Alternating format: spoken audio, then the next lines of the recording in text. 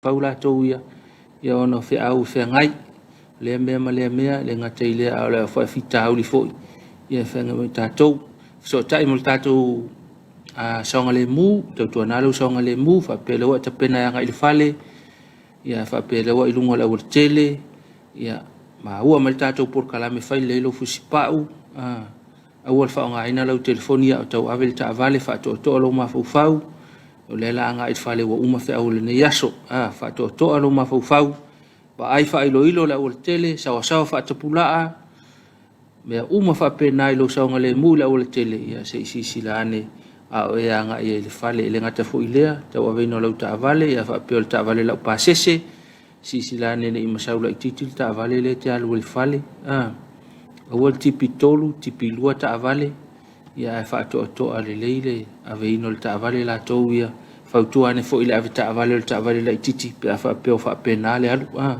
o le pasi la pasese va ia chonga le mu ia ne to fa la le fo ia to titia tini manuia ia fe au fe ngai mai tatou le ne yaso ia al tau longo lava na tatou por kalame o le saonga le mu lo tele i fe au mga luenga fa tino tatou ai mese lava ia la to le la males kofi ia ai to ia afia lo fo in fa la lave a tile ona le no fo le tatou vesi tolo tatou ma fo ia ole ngaluenga lava ia le aso taun tatou mapuane se tatou fa foi le viinga mal fa aftai le tua ona olona lo fanturi lo ai tatou mai fe au mga luenga sa fenga yai le ngata foi lea o le malo si fa so mai ia ma vanoa sa fa tino ai tatou tiu tele nei fo yaso le wata pena mai tatou fai ngalo to le ne Afiafi o le tatou tofi o le sunga ia le levanga la ulu mai le EFKS Hamilton i New Zealand i le pulenga manukau i matu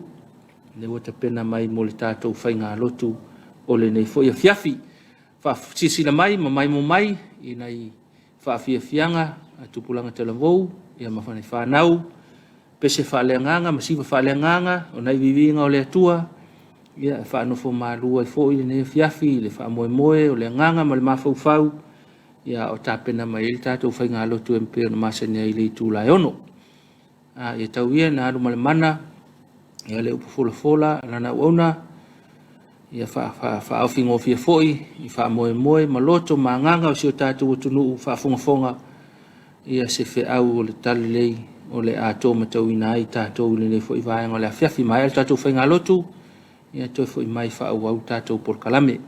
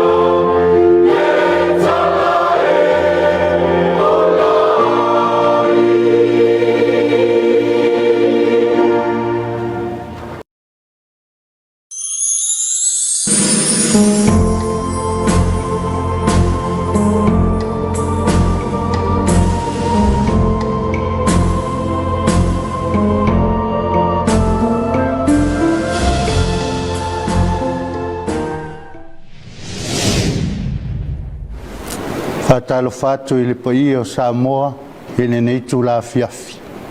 O maia, se I o tātou tāpua I atu I le atua. O au nei o le vine moni, a o lau tamā o le ngalue vine ia. O la umalawa o ia te au e le fua, e ave seina ia, a o la uma e fua, e teu e ia, ina ia fua mai ai atili. Tātou ifo matatalo I le atua. Le atua silsili e selo mātou tamā e whaavavau. Ua ulu fale I mātou I te tonu o mātou fale I le nei tūla. A o la mātou māsani lea. A o mātou aulia manuia whae unga o le nei asu. Ona o mātou manatu lea e te tau o na whafoi atu le vi inga ma le whaafitai I la o fio. Ona o lo wanga le lei pui pui a I mātou. A o whia ngai I mātou ma la vasinga o le nei aso o whae wina. Na la lea o la mātou nau tainga, ina ia whaafoi atu le vi inga o la o fio ai pangalawa lea. O I mātou lava o se whanau e vai I mwhatau waa, e ngau I whalea nganga foi I mātou. A o mātou te talo I la o fio nganga paia. A fio maia tātou au whaatasi ma la o fio, e tonu ai le nei Tapuaiga o le a mātou whaia. Nei sanga whaasili nai pēa le vi inga o la o fio lo mātou tua. O na o lau lava suafa Iesu o mātou tālo tuai. Ameni. O le whaitauina o a fionga paia lo tātou li. E vangalia Ioane o lona mata upo sifulu ma le ono, o te fia whaitauina le foi upo sifulu ma le lua, whaangata mai le sifulu ma le lima. Whaafafonga maia, ia fionga pa ia alo tātou ali. Ua tatoia te au mea e tele, e whaia tuaia te autou. Ai tau tele ma whaia o na talia I nei o na pō. Ai amali umai o ia, o le anganga lea e tupu mai ai le upamoni. E taitai e ia te autou I upamoni. A wae le tau talafua ia na o ia, a o mea uma e whaalongo iai o ia, e tau tala I lava. Ma whaailoa mai a te autou mea e o mai. O ia lava e vivi mai a te au, a wae maua ia mai a te au. Ma whaailoa atu ai a te autou. O mea uma lava o ile tamā, o ia te au fo ia. O le mea lea na u whai atu ai, e maua ia mai a te au. Ma whaailoa atu ai a te autou. E whaamanuia mai le atua e ala le tātou whaitau, ma whaalongo ia na whiong pa ia. Ma ia tū mau ia te ia lo na vi inga e whaavavau lava. Ameni. O le launga I le suafa mamalu o le atua le tamā, le alo ma le angang pa ia. Ameni. Ua maua le matua o le launga, mai le tusi sa whaitauina, e vangalia Ioane o lon matau po sifulu ma le ono, ai ua filfilia le foi po sifulu ma le tolu. Ai amali umai o ia, o le anganga le tupu mai ai le upumoni. E taitai e ia te autou I upumoni. O wai le tau talafua ia na o ia. A o mea uma e whaalongo iai o ia. E tau tala I lava. Ma whaailoa mai mea ia te autou. I mea e o mai. Ai amali umai o ia, o le anganga le tupu mai ai le upumoni. E taitai e ia te autou I upumoni uma. A wae le tau talafua ia na o ia. A o mea uma e whaalongo iai o ia. E tau tala I lava. Ma whaailoa mai mea ia te autou. Le a o mai. O le manatu au tū, pe a whaingatā le upu le atua. A le manatu au ao le nei vai aso. Taita inga le anganga. O le tusi sa whaitauina mautou whaafafonga iai, o se vaenga o upu tau maa vai whaamanuia, whaamauina Iesu I lona au soo. O le taimi tonu o la lata ina whātaunu mea uma e pe ona sa ia wholofola ina. Ma valo ia e winga i lona maliu, ma lona toe tū manu malo mai. I le oti. Ua si la fia le leia Iesu le nātura ma le masani a lona au so. E whaalongo i le tele o taimi e nā o onga, ai le langona, le malama lama. E le malama lama le lei le winga o ana fitalinga, ma nā o onga. O se whaanoa noanga fo i lei le li a wa a whainga tā, ma le malama lama, lona au so ia nā o onga. O le a whaingo fia i fo i ona o sfa ia i la tau e le ti apolo. Ai mai se ai o le tele ma le onga o whainga tā, o le a whea ngai mai la tau, e ono whaavai vai ai le la tau mōli mau ma le ngaluenga tā la. Ua tupu le whaanoa noa o lona au so o na mea ia o le atu tupu e pe ona tā ua e lo la tau taita. O le a maua fo i la tau i le whememe a i ma le mautonu. A wā o le a le aiso la tau taita. Tupu fo i lo la tau popole ma le atu atu vale. A wā pe a whai e moni ia mea. Ua sau noa ma i ailo la tau taita. O lona winga o le atu ua lawana au i la tau. Le a le aiso la tau wha moe moe. O le ala lea na fina ngalo ai Iesu se i tau tapu e lava loto le malama lama o lona au soo. Ma tau wha oa wha lea nganga o la tau mawhau. Ina ia tā pena le leia ta lia fi tā o le ngā luenga tā la. O le wha manatu o le li ina ia tū pito lava lo la tau wha langolango manga. I le tū musu mai a lea nganga. Le taita inga lea nganga pa ia o le tua. Sau no manino le li imfa malama lama.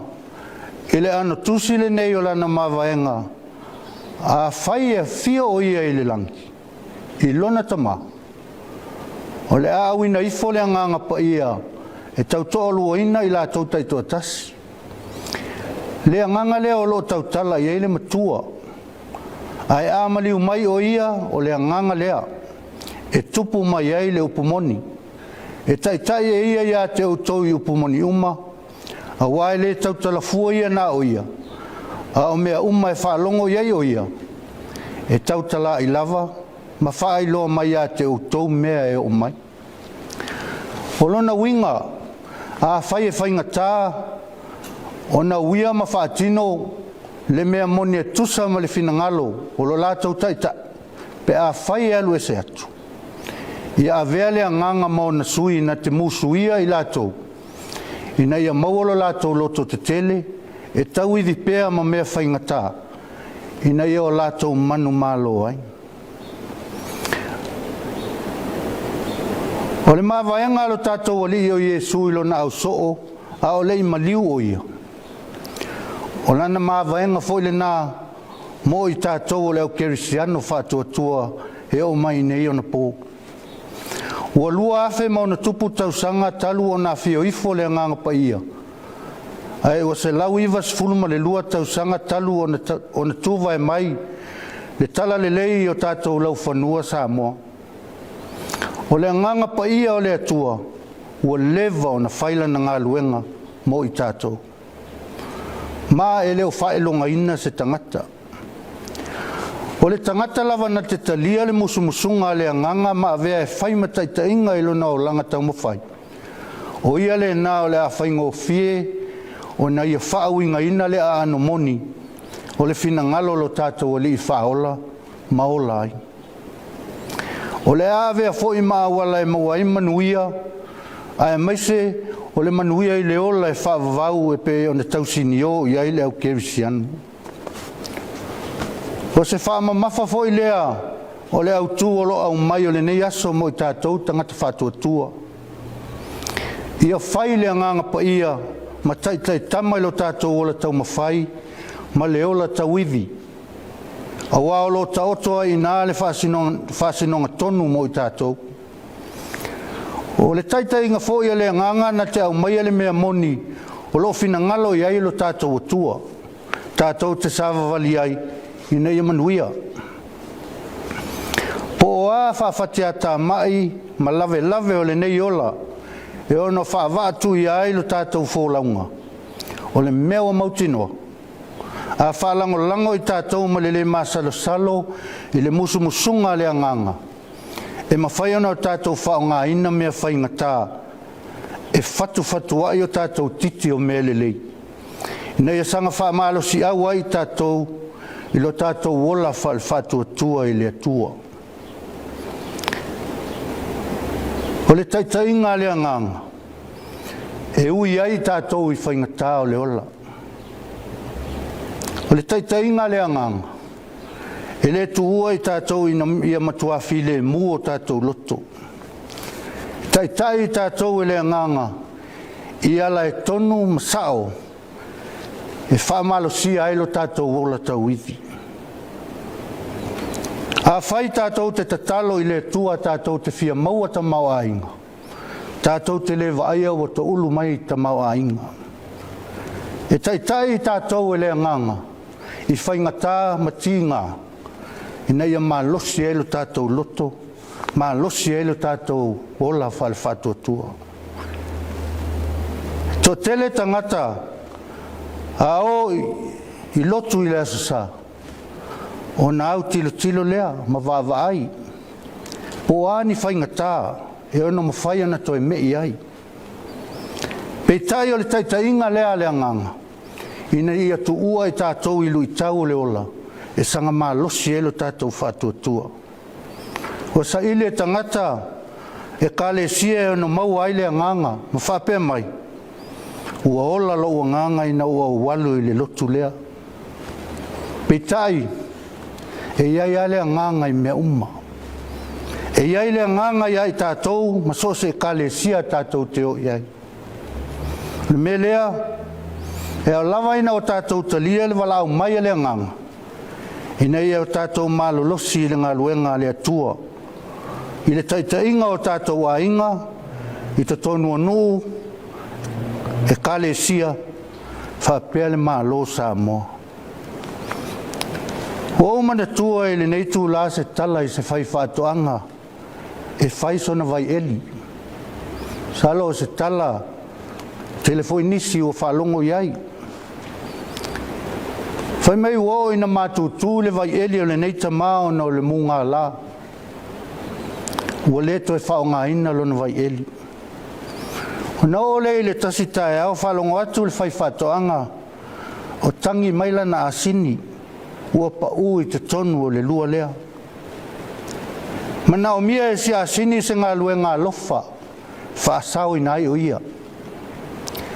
Tilo atu le whai whātoanga, e le whai ngō fie se ngā luenga, e whaasau i nai le asini. O na ia mana tua lea, ua matua voila na asini.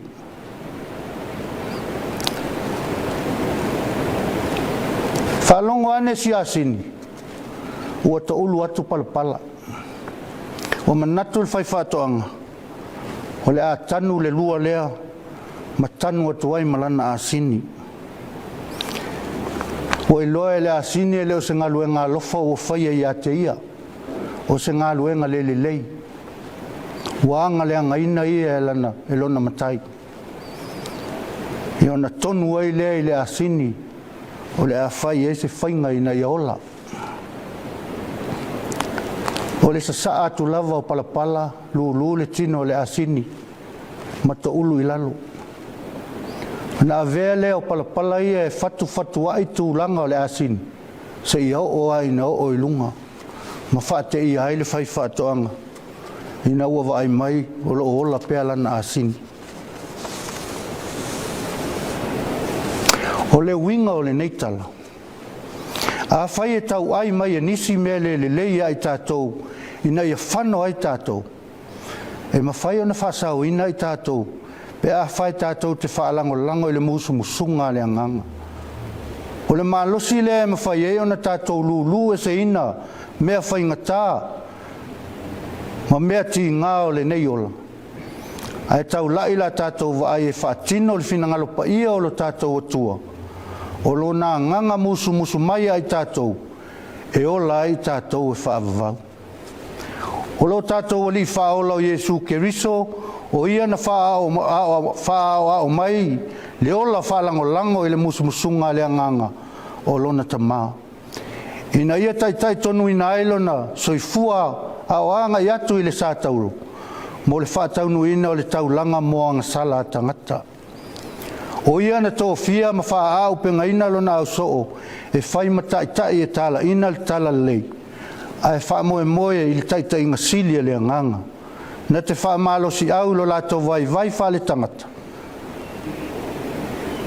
Malana taita inga tonu ma le alofa, na whai ai ma wha mau wha ilonga lo na soifua o foina mai. Ina ia maliu, to e tū manu malo, ma au ina ifo le anganga pa ia. E whai ma whesoso ani sili mo i tātou uma. Tu maua tuia ia te ia lo na lava viinga, nei se ia o le whaavavau lava. Amen. O le tātou vi atu i le viinga o le atua, o le pese lua se lau whaas fulma le onu.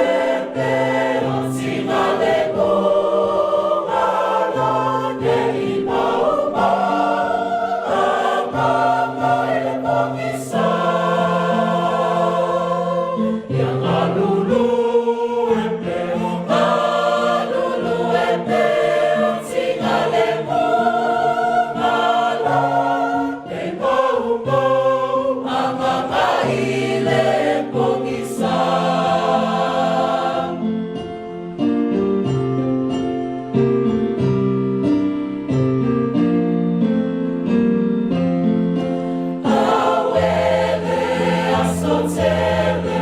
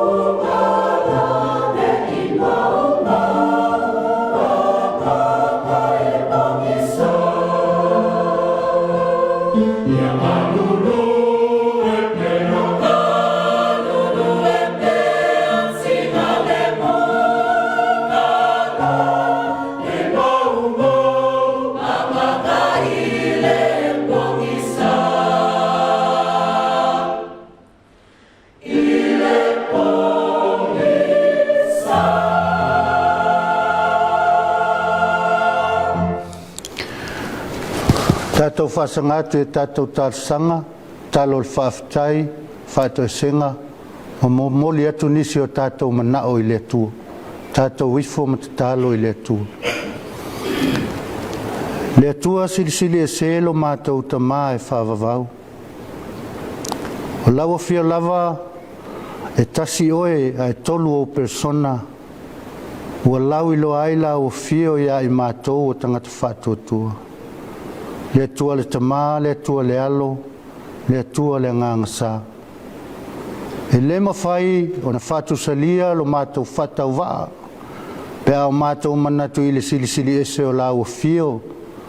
O afu ai o na o mātou Tapuaiga atu I le nei tu la Afiafi. Au au whaafiafia ina lava I mātou. Ina ua fale I mātou I tutonu o mātou fale. Ua mai ai ngā luenga o le nei aso sa whea ngai malau whanau. Whaafetai la ua fio manuia lo mātou o tunu o Samoa. E ui lava ina o mātou langona ina le tangi ma le oi. O nisi ua maua I whanoanoanga o nao lau wala au. E alai maafutanga mo tusia o nao leoti. Ai mātou te whaafetai ma vi ia la ua fio. Le lava lo maua lo mātou fia o I mātou o ola pea e tausi ni o ai. Ia mawhaia pea lo whinangalo e tusa ma lo mātou wala awina. Whaafetai la o fio ia o mea lo whai tele fo ai mai. I le whaungaina pea lo mātou ola. I so se whe au ma so se tiute. O e wala awina I mātou te ngā lulue ai. Whaafetai le atamai ma le poto o e foa. O wau mawhai e mātou na whaatino o ngā luenga. Tiute mawhaiwa e peo na wala winai mātou e lau lava nganga paia. Ina ia o mātou sanga wha mālolosi pea matawivi. O wā e mātou te mawai manui e tele. E tusa foi malau fina ngalo whailoa mai ia I mātou I le nei aso. Whawhetai lau o fio I lau tausinga. I le tumutumunga o le nei mālo. Si o mātou mālo Samoa. Ia I lātou o whai mataitai. Se I o lava I tangata anu uma. Whawhetai tele I au mea lofa o mātou moli mawina. I le ati nae o le nei atunu o whatino ina. O manuia sa lilo. Leo o mātou moli mawina I le anga I luma o lo mātou. Whawhetai foi I lau fio. I taitai o e kāle si ese ma le alu o lau tala lelei. Wha tala lelei na esi o mātou atunu. Se I o mai I le nei aso. Whawhetai le to mai o le sosia ma le tamau ainga o e fua I ai mātou. O tamau ainga o le tino o tamau ainga o le mawhauwhau. O sili lava I tamau ainga o le nganga. O e fua I mo I mātou lau whanau. Whaafetai le li e iau a fionga a o mai a I mātou. O malamala mai mātou I tala winga I la o fio. Ai mese lava o lo sili ese whaelo mai mo I mātou. O lo sili ese lava lea. Lea na mo li mau I ai. Lo mātou o li ia o le maliu o ia I lo nau so. A fio atu o ia o le awina mai le nganga pa ia. E musu ia I mātou. Ina ia o mātou maua le loto tele whawhetai ai, whawhita au leo leola nei. Ina ia o mātou manu malo ai.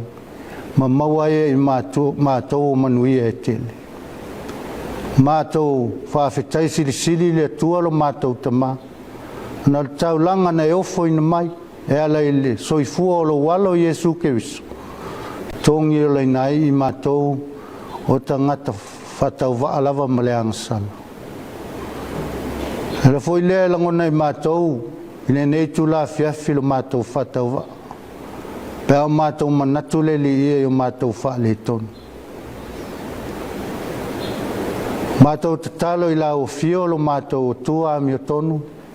Alo whangia ma ngalo I mātou. Haolei whailoa atu e mātou ngutu a mātou wangsala ma whaile tonu o mātou whaia I le aso ma le aso. O lewa lava o ne si la fia mea uma e o I mea lilo. Mea foi mātou te whatinoina o anga sala o mātou whaia ma le iloa. Po anga sala foi o lilo I ai mātou o na mātou whaia. Ma manatu foi mātou o lilo. Le o ne nai o e si la fia uma lo mātou o tua. Hala leo mātou te tuli vai atua I lau fio. Alo whangia whamangalo I mātou uma. Whamangalo mātou taitai. Whamangalo mātou a inga. Whamangalo e o whai matai mua I tutonu e kalesia. Whamangalo foi au au auna. Whatinoina o ngā luenga. Whamangalo mai foi I mātou o tangata Tapuaiga. Mai ui lava ina o mātou taulangina o I mātou o tangata kerisiana. Ai tumu lava I mātou I se ma whale tonu I luma o lau fio. Mātou te talo le li e, alo whangia, ia o ngāle toto Yesu Keriso o lo mātou o li whaola na malingi I lunga o le sātauro. Ia whaama mai nai I mātou o tangata angasala. Le atu aelo mātou ta mālofa, mātou te talo I le nei Afiafi. Ia e alo whangia le Tapuaiga alo mātou watunu. Ia e whamanuia I le mālo Samoa. Ia e o taitai. Whapea foi I lātou o ngā lulua I tutonu o matanga luenga.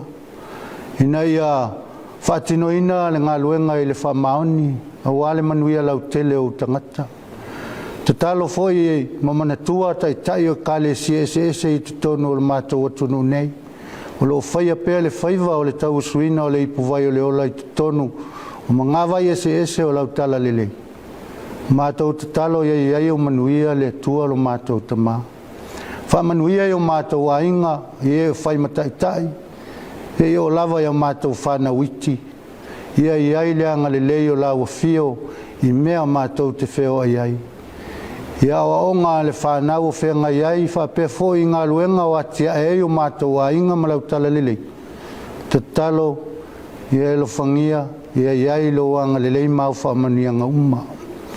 Mātou te talo le li ie, I le nei aso, a iu ina ua pō, sau le pongi sā mātou malolo, mātou te talo, ia tau tolua ina I mātou e lo nganga pa ia leo mai. Pui mamalutia I mātou nei ala whai le tai au mua, whaatino whea mga luenga māsani I le manuia. O mātou whafo I atu leo le vi inga sili o lau fio lo mātou tua. O na lo lava suafa Yesu Keriso, o mātou te talo tuai. A le manuia ma le file mu o lau fio lo mātou tua. E alofa sisili Yesu Keriso lo mātou li ma lo mātou whaola. Le mafutanga ma lau lava nganga pa ia I tuma mai pele lunga ia I mātou o lunga o lau atunu o Samoa ma lau whanau I le nei lalolangi. Nei, amata atu nei ma se ia o I le whaavavau lava. Amen.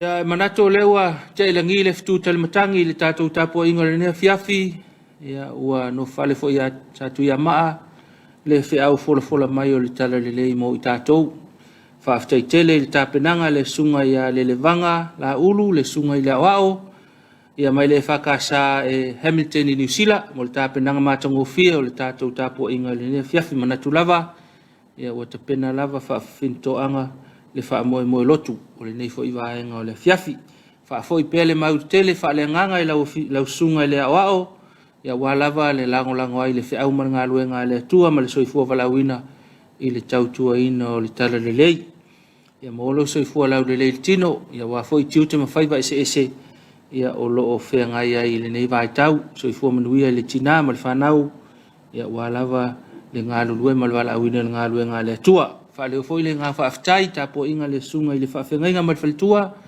ma le awa tele le tato e kale sia i Hamilton e whakasa ia mo le Tapuaiga i le nei vaenga o le Afiafi whamalo i le ofisa o le ofai pese ia ma le au asafo le tapena ina o viinga o le atua ia wā le tatou Tapuaiga o le nei foi Afiafi whamalo ia mo tiute mawhaiva e ala i le tautuaina o le ngā luenga le atua i tatou whai ngā lotu whai pea ia manatu foi ia wa tau le whaaftai ma le whaamalo le Tapuaiga le sunga le tuina ia whaapea foi le whalitua ia o le au whai ngā luenga i whaafengainga ma whalitua ma ulotu ia o le tatou pulenga i matu ia pulenga manukau i matu ia o loo ia le tatou whai ngā lotu i le nei foi vaenga o le vaiaso ia whaamalo atu mo ngā luenga le lei ia le tapenaina o tatou whai ngā lotu o lewa ia le tatou whai ngā lotu e whaamalulu atu i le Afiafi na nafi i tatou Suluaulama ia ua ia i le whaale tonu i le tatou live stream na naina le mawhai ona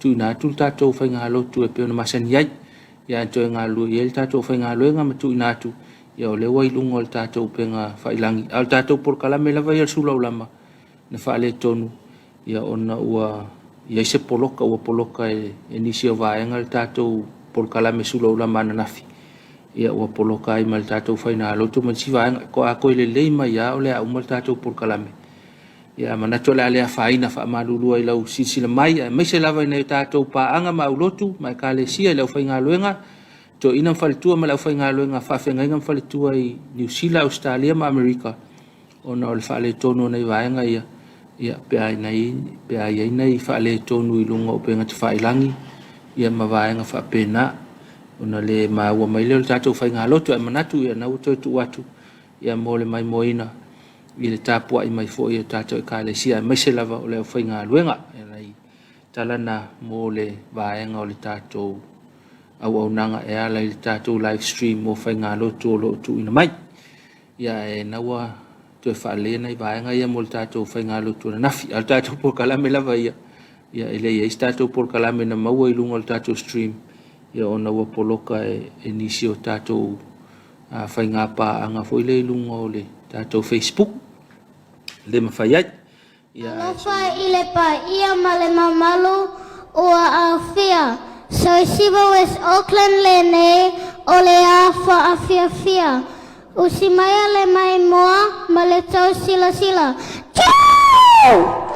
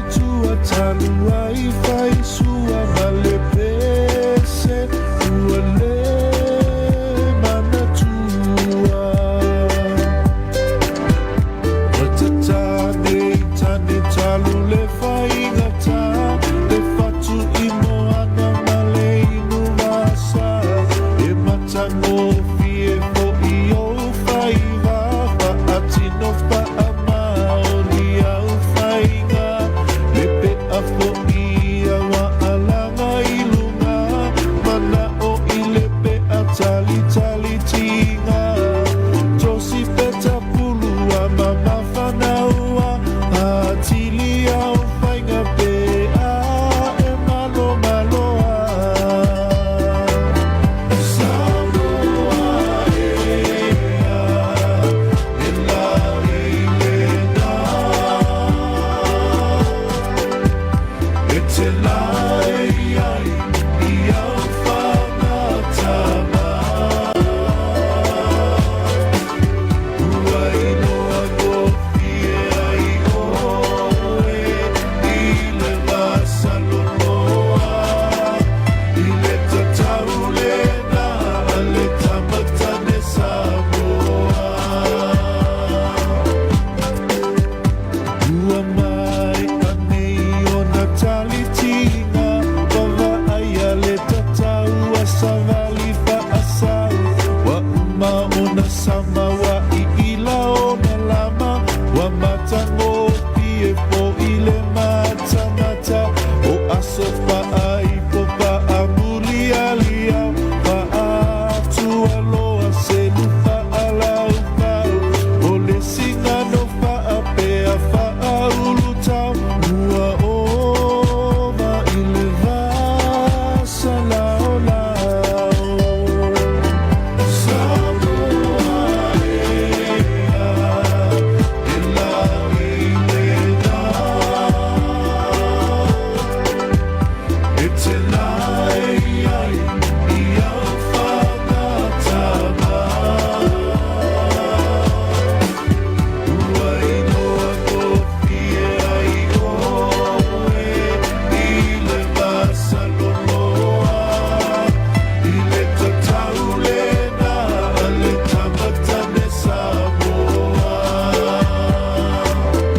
Samoa ea e la ilena E te lai ai I au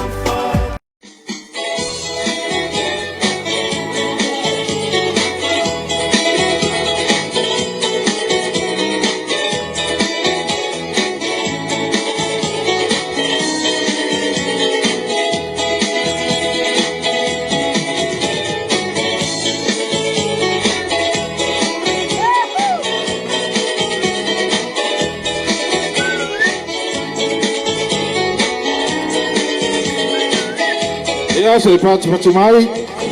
Pati mai.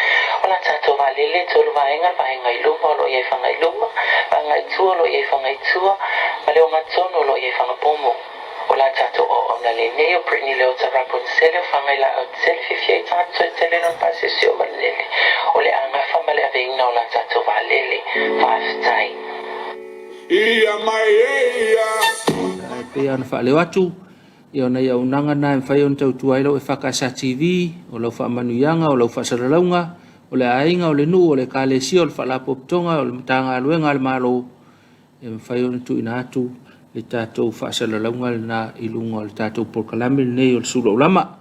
E awhi mai tātou whaasoa, pe a whape mana o mia nei vaenga i elenga tfoi lea o le whaamanuianga o le aswhanau, whaamanuianga o whaamoemoe ese, o le whaasalaunga o le maliu. Ia e mwhai ona tautu ai lau e EFKS TV i le tātou au nanga le nā. Ia e whapeo tau wha umalavanga luenga le nei aso wha maalosi. Ia oia, a fwoi walava lea, tai au ena fwoi. Ia toe wha wauna i mena o tutoe e amatai tai au. Ia e pule lava oe wha tini pēr nei aso ina ia i umanuia tautua nā lava le saunga le mūlau tele o le tātou atunuu. Ia i le anga ia i le mai o whi au mga luenga le nei aso. E isi kaimi fwoi e aso ia. E olo na tau pongi wha mailo ko inga malompo. Ia lava le nā. Lava nā me opo. Ia tau pule tai au. Ia i toe whaawawai, ia i ka aua fwoi whaamnatu mai nai toi ina i le nā vaenga pe a whai o le tau whauma se whi au le nia Afiafi. Ai maa lo lava ngā lurue i se o tātou atunuu i le nei vaenga o le aso. Whaawau ina o porkalame alau EFKS TV i le aso se fulu le nei, aso tofi o Novema, aso se fulu lua. Tāle tu lai fitu o tātou Samoa tau longolongo, so mai ma le ala ta fitu i le latou tale mai whanua. Ia o le afa le valo le tātou porkalame awala ini malili langolango iai lau whale o loa whaatoanga. Ia so mai ele tātou wata whaasolo me Klaus Tota. Ia whauma mai fwoi i se tātou wata tifanga. Te pena iai lau EFKS TV ai langolango ele tātou whale o loa angalelei o le PSL Business System Limited. Ia whauma mai fwoi lea o le au unanga le tātou EFKS TV i lea so tofile nei se fulo Novema lua il tātou whainga malanga ia ma porkalame tu inatu o le unanga lau EFKS TV o le televisi o lau ainga. Ia a whaasausonga le nea Afiafi, ia o maile nganga o le tua tātou malolo foi, ia tātou malolo malona file mu, te pena whaale nganga i tātou, i le malosi il tino ma whau male nganga, ia o wā le aso muli o le vai aso o lo loma mai a tai au. O le Samoa National Lotto ma le tātou hit free, whao mai fo i tātou porkalame le nea Afiafi, ia ai manui tele whaasausonga se o tātou tunu, o le anga atu iai, i le nei fo i Afiafi tātou toi whailoa i te mi whapenei la so atai au, tō whaasoifua.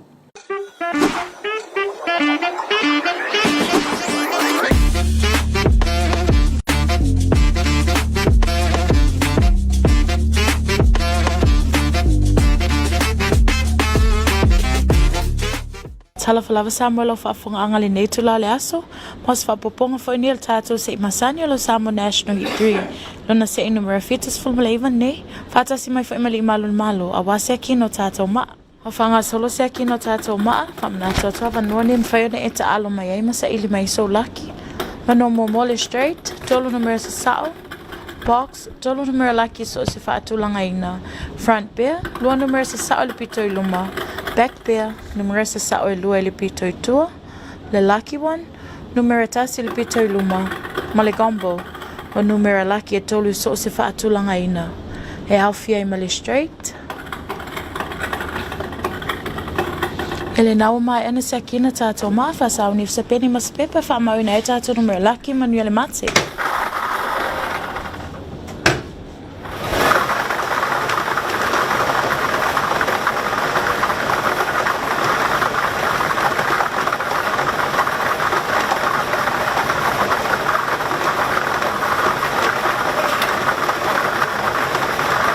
Tātou numera Moamole numera tolu. Our first winning number is number 3. Tātou numera lona lua le numera tasi. Our second winning number is number 1. Male numera mulimuli le numera valu. And our third winning number is number 8. Toi whaafonga mai numera laki nei, numera tolu, numera tasi, male numera valu. Tolu, tasi, valu. Ele nā Samoa il whawina nā lau se ile nei aso. Tuli tau mai le aso a tai au masa ile so laki manu ia telefo whanga tuel nei Afiafi tō whaasoifua.